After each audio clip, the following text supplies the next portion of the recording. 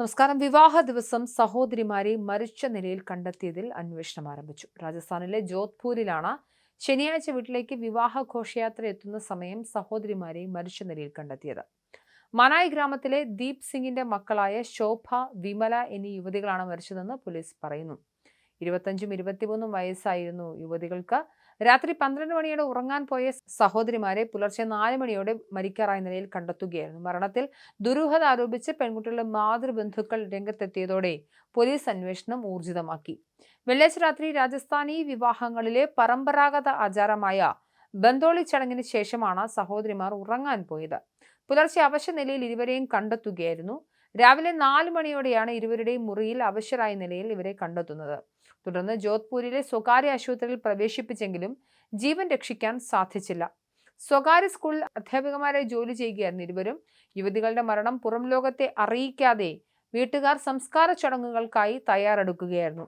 എന്നാൽ മരണത്തിൽ സംശയം തോന്നിയ പെൺകുട്ടിയുടെ അമ്മയുടെ സഹോദരൻ വിവരം പോലീസിനെ അറിയിച്ചു. തുടർന്ന് പോലീസ് സംഘം സ്ഥലത്തെത്തി സംസ്കാരം തടയുകയും മൃതദേഹങ്ങൾ പോസ്റ്റ്മോർട്ടത്തിനായി മാറ്റുകയും ചെയ്തു.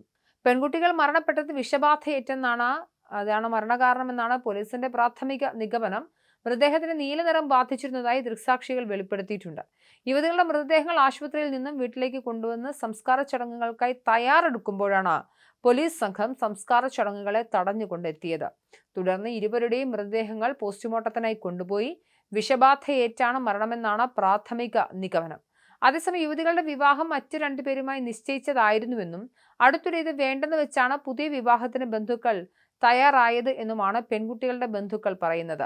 യുവതികളുടെ വിവാഹം നേരത്തെ മറ്റ് 2 പേരുമായി നിശ്ചയിച്ചു. എന്നാൽ ആ ആലോചനകൾ വേണ്ടെന്ന് വെച്ച് മറ്റൊരു വിവാഹത്തിന് പെൺകുട്ടികളുടെ പിതൃ സഹോദരൻ നിർബന്ധപൂർവ്വം മുൻകൈ എടുക്കുകയായിരുന്നെന്നാണ് അടുത്ത ബന്ധു ആരോപിച്ചത്.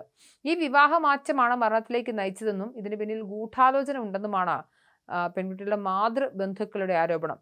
പോസ്റ്റ്മോർട്ടത്തിന് ശേഷം മാത്രമേ ആത്മഹത്യയാണോ അതോ കൊലപാതകമാണോ എന്ന കാര്യത്തിൽ വ്യക്തത വരികയുള്ളൂ എന്ന് പോലീസ് അറിയിച്ചിട്ടുണ്ട്. വിവാഹ ആലോചനകളുണ്ടായ മാറ്റവും നിർബന്ധിത വിവാഹ നീക്കങ്ങളുമാണ് മരണത്തിന് പിന്നിലെന്നാണ് ആരോപണവുമായി പെൺകുട്ടികളുടെ ബന്ധുക്കൾ എത്തിയിട്ടുണ്ട്. ഇതോടെ കേസിൽ ഗൂഢാലോചനയുണ്ട് എന്നടക്കമുള്ള കാര്യങ്ങൾ പോലീസ് അന്വേഷിച്ചു വരികയാണ്. ആഘോഷങ്ങളാൽ മുഖരിതമാകേണ്ട ഒരു വിവാഹ വീടാണ് നിമിഷങ്ങൾക്കുള്ളിൽ ഒരു മരണ വീടായി മാറിയത്.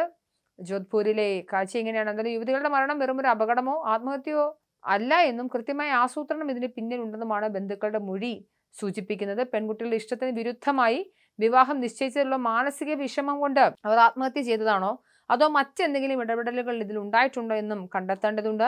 മരണവിവരം മറച്ചുവെക്കാനുള്ള വീട്ടുകാരുടെ ശ്രമം കേസിൽ കൂടുതൽ ദുരൂഹത നിറയ്ക്കുന്നുണ്ട്. പോസ്റ്റ്മോർട്ടം റിപ്പോർട്ട് പുറത്തു വരുന്നതോടെ മരണത്തിന്റെ യഥാർത്ഥ കാരണം വ്യക്തമാകുമെന്നും കുറ്റക്കാർക്കെതിരെ കർശന നടപടി സ്വീകരിക്കുമെന്നാണ് പോലീസ് നൽകുന്ന ഉറപ്പ്.